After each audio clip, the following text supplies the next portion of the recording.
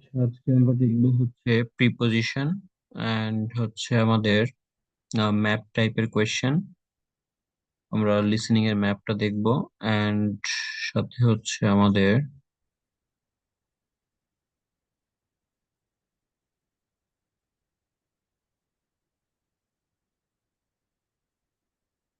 আচ্ছা দেখেন, তাহলে আমরা প্রথমত যে বিষয়টা একটু দেখতে পারি সেটা হলো প্রিপোজিশন।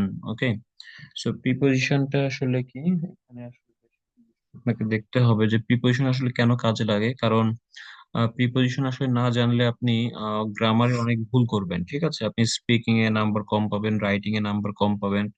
সো এক্স্যাক্টলি আসলে এখানে 25% মার্ক কিন্তু আপনার গ্রামারে থাকে।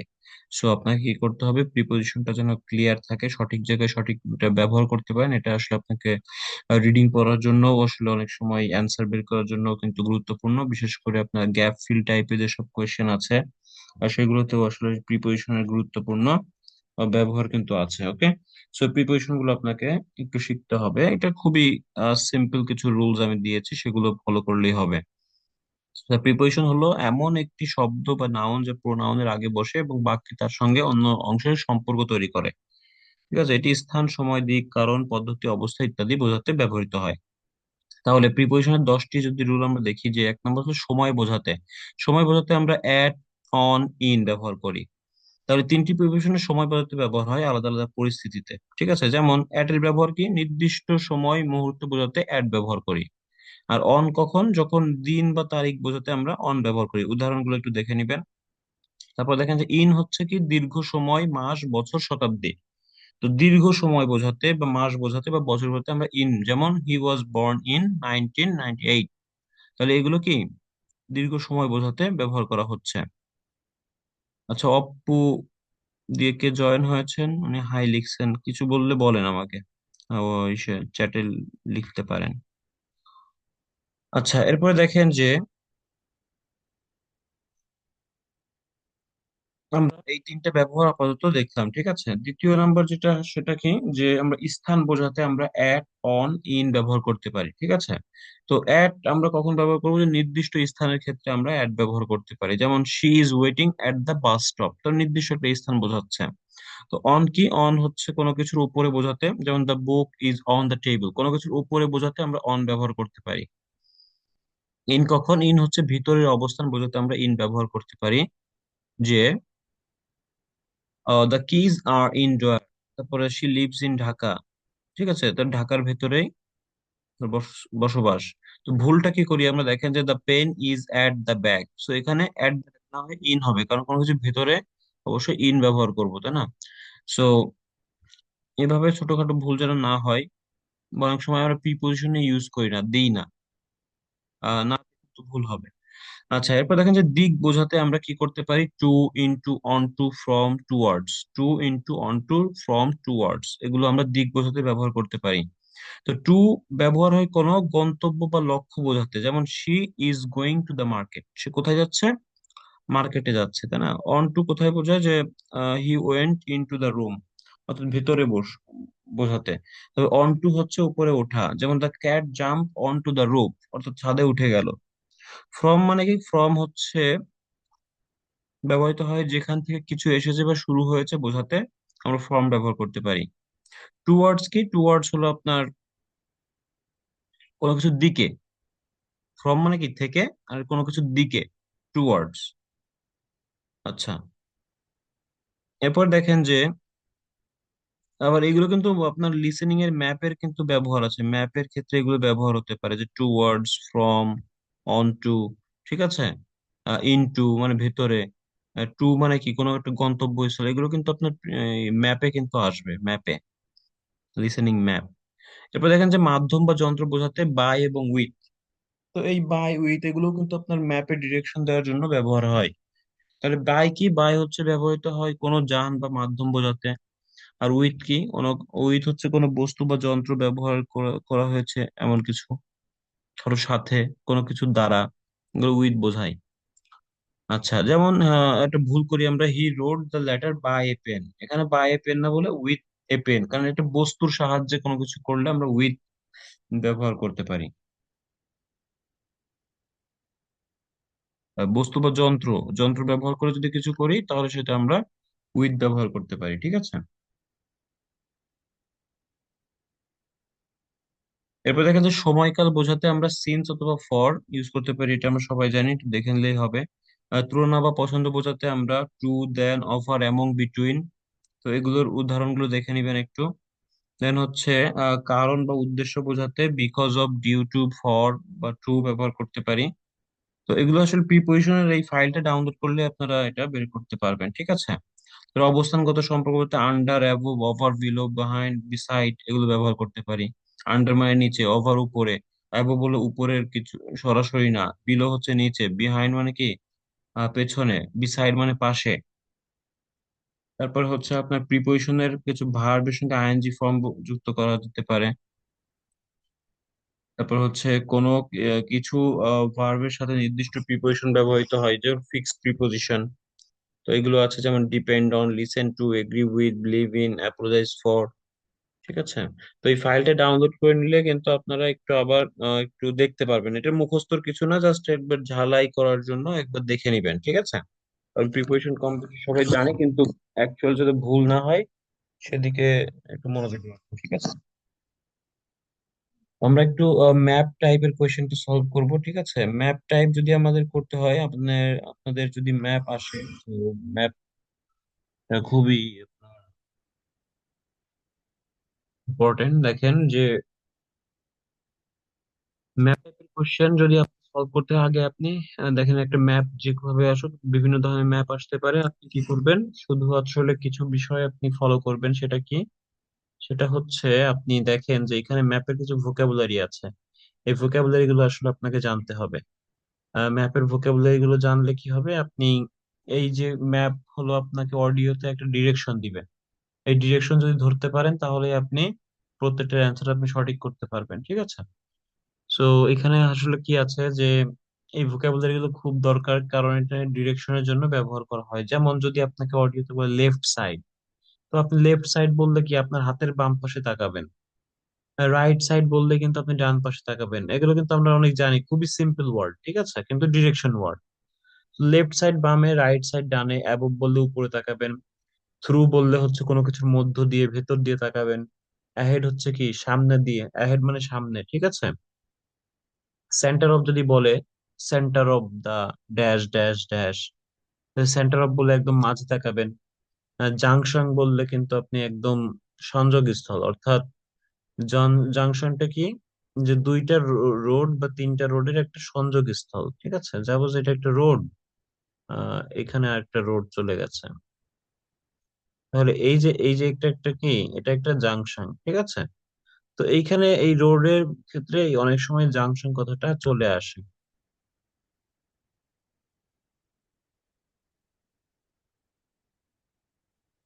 আচ্ছা, এরপর দেখেন যে বেন্ড, বেন্ড মানে কি, বেন্ড মানে হলো বাঁক, কোন একটা রাস্তার মোড়, এই মোড়কে বা বাঁককে বলা হয় বেন্ড।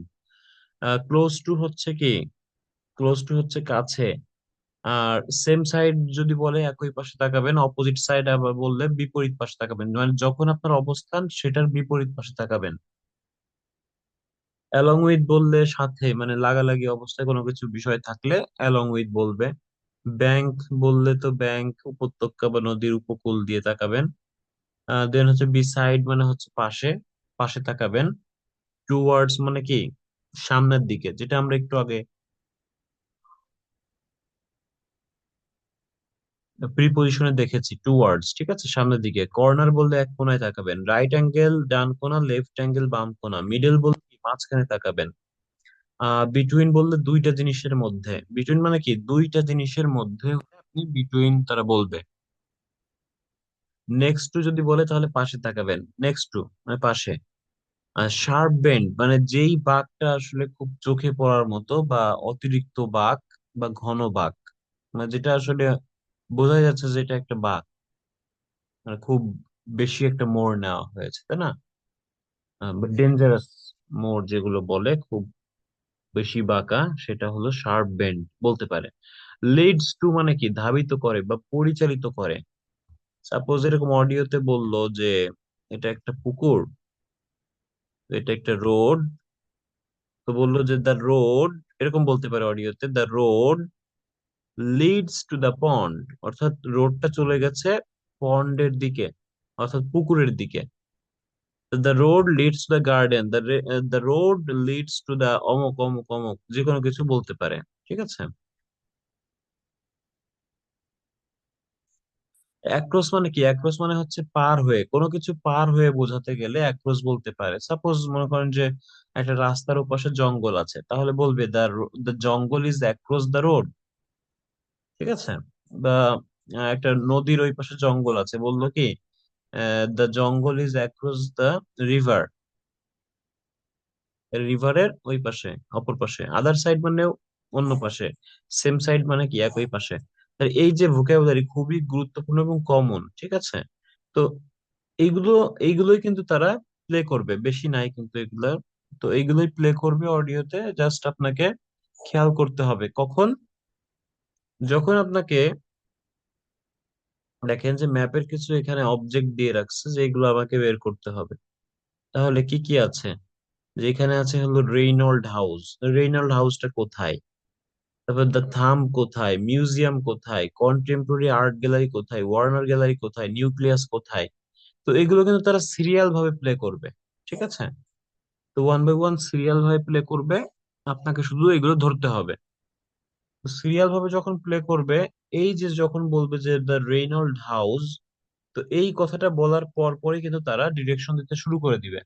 তো তারা যখন ডিরেকশনটা দিবে, ওই ডিরেকশনটা আপনাকে ধরতে হবে। ঠিক আছে। ওই ডিরেকশনটা আপনাকে ধরতে হবে, যে এবার এই দিক দিয়ে ডান দিয়ে গিয়ে বামের দিকে সোজা চলে যাবেন, এইভাবে বলবে। সেই ওই ওই লোকেশনটা আপনাকে ধরতে হবে। ঠিক আছে। তো এখানে আসলে কি, ম্যাপে আসলে বেশি সময় তারা নিবে না, যেহেতু এটা পার্ট 2।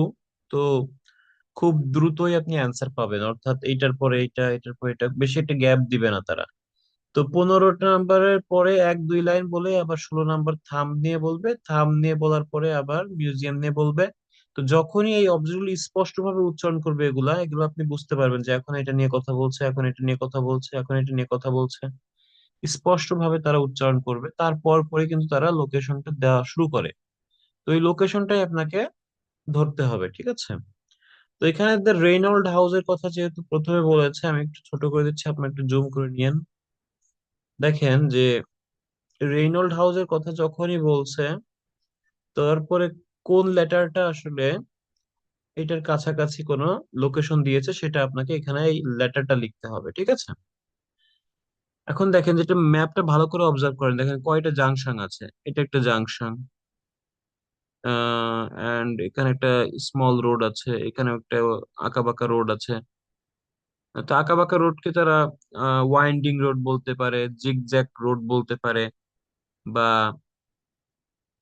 শার্প বেন্ড বলতে পারে। ঠিক আছে।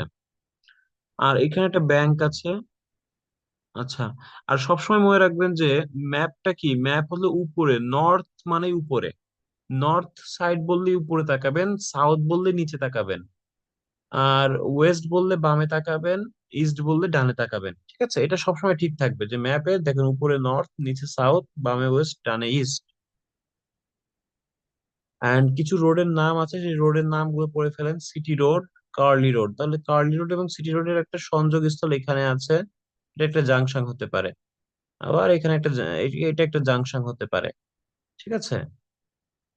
আর স্টেশন স্কোয়ার থেকে হিল রোডে একটা ছোট্ট রোড আছে, আর একটা ছোট্ট স্মল রোড এখানে আছে। স্টেশন স্কোয়ার থেকে পাবলিক গার্ডেনের দিকে মুখ করে আছে, তাই না? এন্ড ব্যাংকের, এই তো ব্যাংক, হিল রোড এটা আছে। তাহলে হিল রোড, কার্লি রোড আর সিটি রোড, এই তিনটা রোডের নাম আমরা পেলাম। এখন বলতেছে art and history of the ship market. Ship মার্কেটের আর্ট অ্যান্ড হিস্ট্রি নিয়ে অডিওটা প্লে করে দিচ্ছি, আপনারা একটু অ্যান্সার গুলো ধরার চেষ্টা করবেন। ঠিক আছে। আর যে অ্যান্সারটা আপনাদের মনে হয় সেটা আপনি আমাকে লিখবেন, চ্যাট বক্সে লিখে জানাবেন। ঠিক আছে।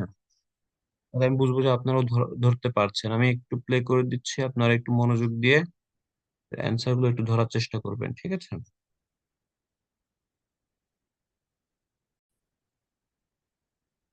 তাহলে আপনাকে সর্বপ্রথম যেটার উপর খেয়াল রাখতে হবে সেটা কি, রেইনল্ড হাউসটা কোথায়। এটা আমি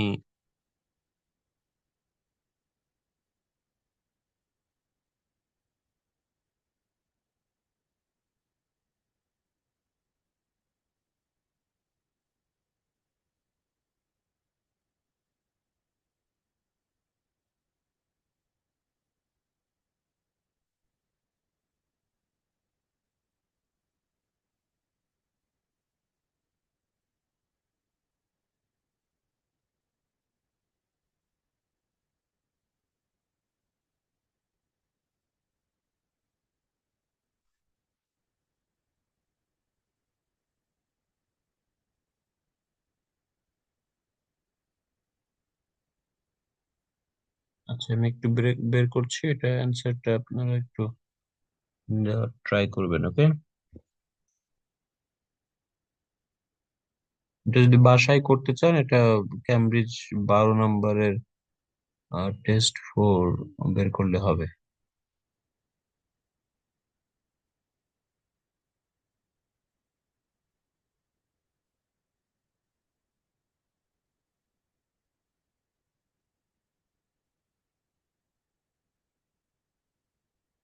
খেয়াল করবেন। Section 2.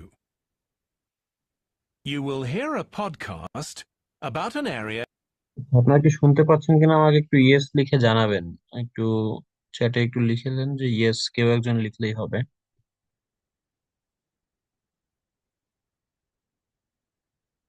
হাবিবুর রহমান ইয়েস, ঐশিয়া লিখছেন ইয়েস, ওকে। তাহলে সবাই শুনতে পাচ্ছেন? সবাই শুনতে পাচ্ছেন। সুয়েলা আরমান খান ইয়েস, ওকে। ঠিক আছে, তাহলে আমি একটু প্লে করছি, আপনারা একটু মনোযোগ দিয়ে রেইনল্ড হাউসটা যখন বলবে তখন দেখেন।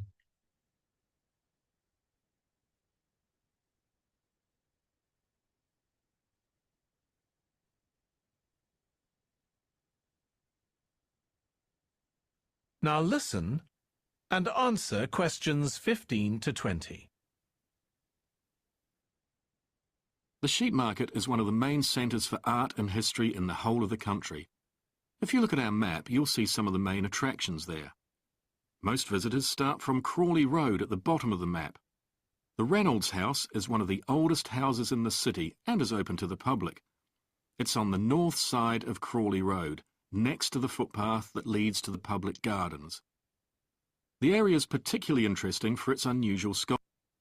আচ্ছা, দেখেন এখানে রেইনল্ড হাউস নিয়ে একটু পরিচয় দিল যে রেইনল্ড হাউস টা কি, এবং এটা পাবলিকের জন্য ওপেন, কিন্তু যখন বলছে it's on the north side of the curly road, তো কার্লি রোডের নর্থ সাইডের কথা বলছে। নর্থ মানে কি উপরে, কার্লি রোড থেকে উপরে যান। কার্লি রোড তো একদম মনে করেন যে আপনার কোথায়, কার্লি রোড এই যে এখানে, তার নিচে থেকেই বলতেছে, তো নিচে থেকে আপনি উপরের দিকে যাবেন। তো কার্লি রোড থেকে যেটা বলছিল যে নেক্সট টু দ্য ফুটপাথ, ফুটপাতের পাশে, তাই না? নেক্সট টু, আমি কিন্তু আপনাদেরকে এইসব ভোকাবুলারি বলতেছিলাম যে খুব গুরুত্বপূর্ণ। নেক্সট টু মানে পাশে, তো ফুটপাতের পাশে, that leads to the public garden, যেটা কিনা লিডস টু মানে কি, ওই যে বললাম যে ধাবিত করে বা পরিচালিত করে, তো সেটা কোন দিকে নিয়ে যায়? পাবলিক গার্ডেনে নিয়ে যায়। তাহলে ফুটপাতের পাশের কোন রোডটা পাবলিক গার্ডেনে নিয়ে যাচ্ছে কার্লি রোড থেকে? তো সেটাই হলো আপনার অ্যান্সার। তাহলে দেখি কে কি লিখেছেন। আব্দুল আলিম, আচ্ছা লিখেননি। নতুন করে কেউ কি ধরতে পেরেছেন কিনা? ঐশী আপু লিখছেন এইচ, ওকে। শিলু আপু লিখছেন এইচ, আচ্ছা। ফারদিন লিখছে বি, আচ্ছা। আব্দুল আলিম এইচ, জান্নাতুল ফেরদৌস এইচ, আচ্ছা। অপ্পু, আচ্ছা অপ্পু, আমি বারবার বলি যে নাম লিখে জয়েন করবেন। অপ্পু এ 15s এইচ, আমি আপনাকে চিনছি না, কে আপনি? এইচ লিখবেন। শোয়েব শেখ লিখছেন এইচ, আচ্ছা। দেবাশিস শাহ লিখছেন এইচ, ওকে। ঐশী আপু, অডিওটা আসলে ফার্স্ট নর্মালি, বুঝছেন, এটা মনে হচ্ছে ফার্স্ট। আচ্ছা, সুয়েল লিখছেন, জানি না, ওকে। তৃতীয় আপু লিখছেন এইচ, খাদিজা আক্তার এইচ, রিপন বিশ্বাস এইচ, হ্যাঁ। আচ্ছা দেখি তাহলে এইচ যারা বলতেছেন সেটা কি, এইচ কোনটাকে নির্দেশ করে? এইচ হলো আপনার এইটা। তাহলে এখানে দেখেন অডিওতে কি বললো, যে এই কথাটা বলার পর পরই, রেনল্ড হাউস বলার পর পর বললো যে কার্লি রোড থেকে নর্থ সাইডে যাবেন, অর্থাৎ উপরের দিকে যদি আমি তাকাই, যেটা কিনা নেক্সট ফুটপাথ, একটা ফুটপাথ আছে এখানে দেখেন, এই ফুটপাথটা যেটা কিনা পাবলিক গার্ডেনে নিয়ে গেছে। আর বলছে নেক্সট টু দ্য ফুটপাথ, তার মানে এটা একটা ফুটপাথ, তাই না? ছোট একটা রোড যেহেতু, তো ফুটপাথের নেক্সট টু যেহেতু বলছে, তার মানে এইচ মানে পাশে আছে, নেক্সট টু মানে কি পাশে। তাহলে এই পথটা এইচটাকে নির্দেশ করে। যেহেতু পাবলিক গার্ডেন, আমি একটু অডিওটা আবার প্লে করে দিচ্ছি, যারা ধরতে পারেননি তারা একটু আবার ধরবেন কাইন্ডলি, বোঝার চেষ্টা করবেন যে কি বললো। ঠিক আছে, অডিওটা আবার খেয়াল করেন, দেখেন। Visitors start from Crawley Road at the bottom of the map. The Reynolds House is one of the oldest houses in the city and is open to the public. It's on the north side of Crawley Road, next to the footpath that leads to the public gardens. তাহলে এখানে স্পষ্ট আমরা বুঝতে পারলাম কি, যে curly road থেকে একটু নর্থ সাইডে মানে উপরের দিকে যাবেন, দেন হচ্ছে বললো কি যে এটা লিডস টু পাবলিক গার্ডেন নিয়ে যাচ্ছে, আর নেক্সট দ্য ফুটপাথ, ফুটপাথের পাশে। তো ফুটপাথ এখানে একটাই দেখতে পাচ্ছি, পাবলিক গার্ডেনের এই ফুটপাথটা এর পাশে যেহেতু বলছে তাই জন্য এইচ বলছে। তো এইচ হচ্ছে আপনার অ্যান্সার। ঠিক আছে, আমরা এখানে অ্যান্সার লিখে দিব এইচ। আচ্ছা, এরপরে কি আছে? এরপরে আছে দা থাম। এই থামটা স্পষ্ট বলবে তারা, তারপরে দেখেন যে তারা কি নির্দেশনা দেয়, সেই নির্দেশনা অনুযায়ী আপনি যাবেন। থামটা কোথায়? থাম দেখেন।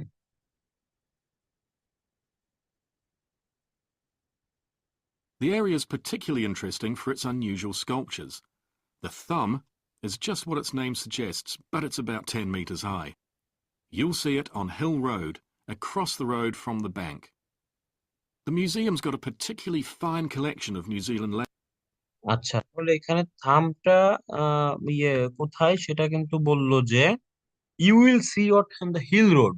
আচ্ছা, হিল রোডে দেখবেন, যেটা কিনা across the road from the bank. তাহলে অ্যাক্রস মানে কি আমি বলেছিলাম, across মানে কি পার হয়ে, তাই না? আচ্ছা সোনিয়া আপু, আপনি নিজের নাম লিখবেন, বুঝছেন? সোনিয়া, হ্যাঁ, নাম লিখে আর কি জয়েন করবেন, তাহলেই হবে।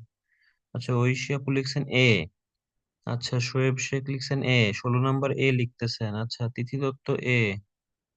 ওকে, দেবাশিস শাহ লিখছেন ভি, বি, বি লিখছেন। রিপন বিশ্বাস এ, সোনিয়া এ। আচ্ছা, জানাতুল ফেরদৌস সি, আব্দুল আলিম লিখছেন সি। আচ্ছা, শিলুদে লিখছেন এ। আচ্ছা, এ এবং সি লিখতেছেন অনেকেই। হাবিবুর রহমান এ। আচ্ছা, সোহাগ মিয়া লিখছেন এ। অলকা আপু লিখছেন এ। ওকে, শামিমা খাতুন লিখছেন এ। আচ্ছা, এ এবং সি লিখতেছেন অনেকেই। ফারদিন লিখছে হলো এ। ওকে, তাহলে এখানে যে বিষয়টা বললো, যে আমি একটু আবার রিপিট করি, বললো কি, কখন বললো যে you will see it on the hill road, hill রোডে দেখতে পারবেন across the road from the bank. তাহলে ব্যাংক থেকে যদি অ্যাক্রস বলছে, হিল রোড তো ঠিক আছে, হ্যাঁ হিল রোড, হিল রোড, এটা টোটালটা হিল রোড, বুঝছেন? কিন্তু বলছে অ্যাক্রস দ্য রোড, এই রোডটাকে অ্যাক্রস করে ফ্রম দ্য ব্যাংক। তো ব্যাংক থেকে অ্যাক্রস করলে কি হয় বলেন তো? ব্যাংক থেকে যদি আমি পার হয়ে যাই, রোডটা পার হলে কি হয়? সি হয় না? এইটা এ হতো যখন নেক্সট টু দা ব্যাংক বলতো বা বিসাইড দা ব্যাংক বলতো, তখন এ হতো। কিন্তু এখানে তো অডিওতে বলছে যে across the road from the bank, bank থেকে অ্যাক্রস হয়ে মানে পার হয়ে। তো পার হলে তো আপনার সি হবে অ্যান্সার। তো যারা এ দিয়েছেন, এ দিতে পারতেন যদি বলতো বিসাইড। ঠিক আছে, কিন্তু এখানে যেহেতু পার হওয়ার কথা বলছে, তার মানে আপনাকে সি দিতে হবে। ঠিক আছে, তো সি যারা দিয়েছেন অ্যান্সারটা রাইট হয়েছে। আমি এটা বোঝার জন্য আমি আবার একটু প্লে করে দিচ্ছি, দেখেন।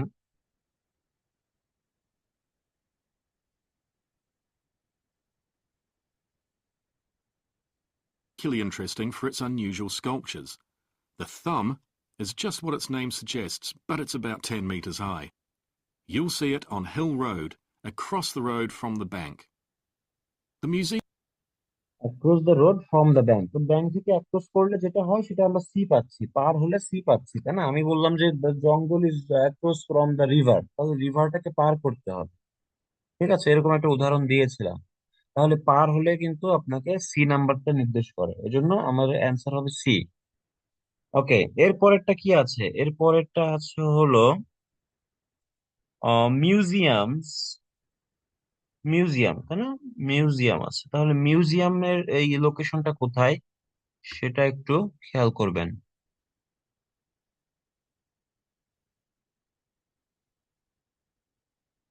আমি তো অনেক ভোকাবুলারি আপনাদেরকে বললাম, ওই ভোকাবুলারি গুলো পড়লে কিন্তু ধরতে পারবেন, ঠিক আছে? Museum's got a particularly fine collection of New Zealand landscapes. It's on the east side of the sheep market on City Road. It's on the other side of the road from the public gardens, immediately facing the unusual sculptures. The thumb is just what its name suggests, but it's about 10 metres high. You'll see it on Hill Road, across the road from the bank. The museum's got a particularly fine collection of New Zealand landscapes. It's on the east side of the sheep market on City Road. It's on the other side of the road from the public gardens, immediately facing the junction with Hill Road. The Contemporary Art Gallery is on a little road that leads off station. আচ্ছা, তাহলে আমার যেটা দেখার দরকার সেটা কি, সেটা হলো মিউজিয়াম নিয়ে যেটা বললো, যে it's on the east side of the ship market, ship market থেকে পূর্ব পাশে, ইস্ট মানে হলো ডান পাশে, ঠিক আছে, মানে সিটি রোডে, সিটি রোডে। আচ্ছা, তারপরে কি বলছিল যে it's on other side of the road of the public garden, public গার্ডেনের অপর পাশে, আর যেটা কিনা হিল রোডের সঙ্গে জাংশন।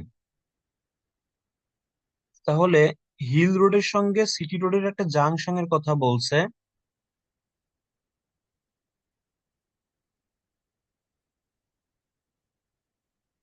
বুঝছেন? তাহলে এটা কি হবে?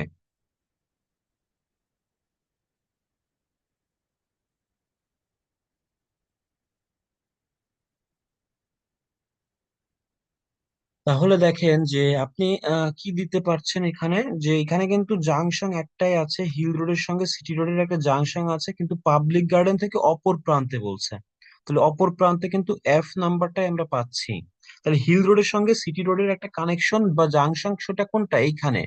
কিন্তু এইদিকে অ্যান্সার নিব না, কারণ এর অপর প্রান্তে পাবলিক গার্ডেনের অপর পাশে বলছে, যার কারণে আমরা অপর পাশে একটা লেটারই পাচ্ছি, সেটা হলো এফ। তাহলে এফ হচ্ছে আমাদের অ্যান্সার, ঠিক আছে? যারা যে এফ দিচ্ছেন, অ্যান্সারটা রাইট হচ্ছে। Thank you so much. তাহলে আমরা এফ লিখে দিলাম এটা। এরপর দেখেন যে contemporary art gallery.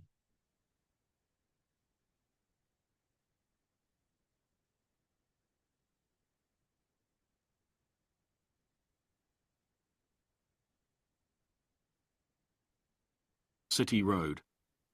It's on the other side of the road from the public gardens, immediately facing the junction with Hill Road.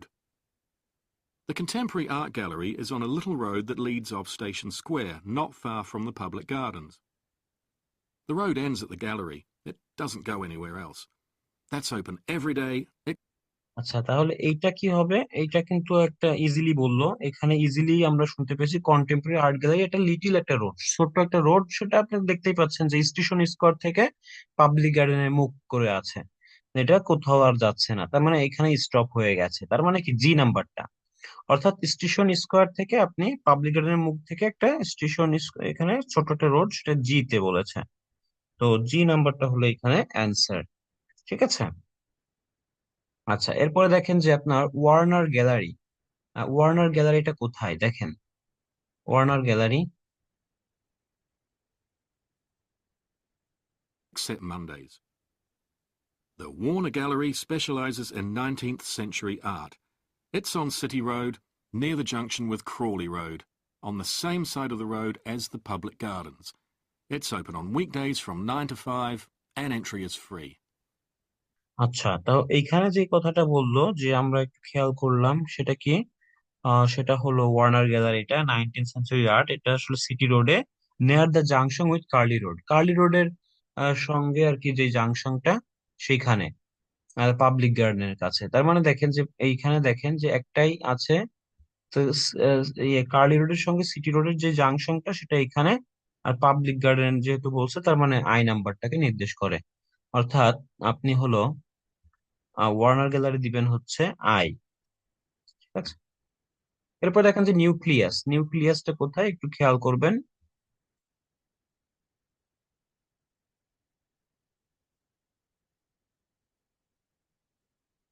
Finally, if you're interested in purchasing high-quality artwork, the place to go is Nucleus. You need to go from Crawley Road up through Station Square and east along Hill Road until you get to a small winding road turning off. Go up there and it's on your right. If you get to City Road, you've gone too far. আচ্ছা, তাহলে আপনাকে বললো যে এখানে একটা station square থেকে সোজা চলে যাবেন, যেখানে আনটিল আপনি পাচ্ছেন একটা ওয়াইন্ডিং রোড, মানে আঁকা বাঁকা যে রোডের কথা বলছে সেটা। তার মানে আমি কিন্তু আপনাকে বলেছিলাম যে বাঁকা হলে কিন্তু ওয়াইন্ডিং বা ইয়ে জিগজ্যাগ এরকম রোড বলতে পারে। তাহলে এখানে স্টেশন স্কোয়ার থেকে যদি চলে যান, যতক্ষণ না ওয়াইন্ডিং রোড পাচ্ছেন, এবং আপনি যদি সিটি রোডে চলে যান তাহলে বেশি চলে গেছেন। তার মানে দেখেন যে এইখানেও যাওয়া যাবে না, বেশি দূর যাওয়া যাবে না, তার মাঝে থাকতে বলতেছে, অর্থাৎ এই যে ওয়াইন্ডিং রোডের এইখানে, এখানে অর্থাৎ বি নাম্বারটা বলতেছে, ঠিক আছে? তো বি হচ্ছে আমাদের অ্যান্সার, ঠিক আছে? এখন দেখেন এইটা আসলে আহ, আপনারা যদি একটু ধরা শিখে যান, মানে যদি আপনারা একটু ভোকাবুলারি গুলো ডেভেলপ করতে পারেন যে ম্যাপের, তাহলে কিন্তু ইজিলি ধরতে পারবেন। এখন এইটা আসলে আপনাকে আবার একটু বাসায় এটা কমপ্লিট করে ফেলতে হবে। আপনি 2 দিন পরে আবার সেম টাইপের এটা করতে পারেন। এটা হলো ক্যামব্রিজ 12 টেস্ট 4 থেকে নেওয়া। সো এইখান থেকে আপনি এটা আবারও করলে কি হবে, আরো ক্লিয়ার হবেন, ঠিক আছে? একটা ম্যাপ যতবার দেখবেন তত ক্লিয়ার হবে। বা লিসেনিং এ আসলে একই কোয়েশ্চেন আপনি বারবার করেন, এটা আপনার জন্য ভালো হবে। যদি 2 দিন বা একদিন গ্যাপে করতে পারেন আরো ভালো হয়। দেখবেন যে আগের চেয়ে আপনি আরো অনেক কিছু বুঝতেছেন, আন্ডারস্ট্যান্ডিং হচ্ছে। কারণ এখন হলো আপনার বোঝার সময়, এই জন্য এখন ভুল হলেও আপনাকে আবার এটা অ্যানালাইসিস করতে হবে, ঠিক আছে? তো অ্যানালাইসিস করে করে এটা আপনি কিন্তু করতে পারেন বাসায়। তো এটা আবার আপনি করবেন, এটা হলো আমার একটা রিকোয়েস্ট। তাহলে দেখবেন যে সবকিছু আপনারা ইজিলি ধরতে পারছেন। তো এখন অ্যান্সারটা ধরাটা আসলে এখন মেইন। এখন আসলে অ্যান্সারটা ধরতে হবে, যদি একটা দুইটা ছুটে যায় ওটা আপনি একটু অ্যানালাইসিস করুন যে কেন আমি এটা ধরতে পারলাম না, কি বলেছিল আর আমি কি শুনেছিলাম।